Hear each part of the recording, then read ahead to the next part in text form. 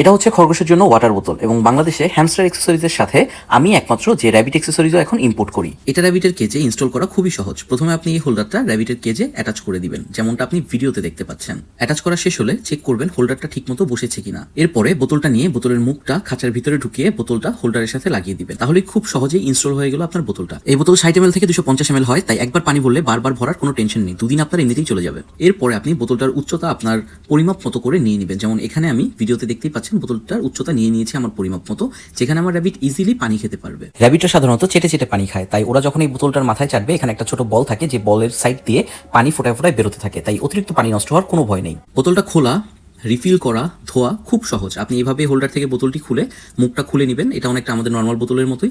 এরপরে আপনি পানি ভরে মুখটা আবার লাগিয়ে হোল্ডারে সেট আপ করে দিবেন এবং খুব সহজেই আপনার র্যাবিট এটাতে পানি খেতে পারবে, যেমনটা আমার র্যাবিটরা খায়। আমার ফার্ম সেট আপে হচ্ছে আমি নিপেল ইউজ করি এবং এখানে আমি বোতল ইউজ করতেছি। আপনাদের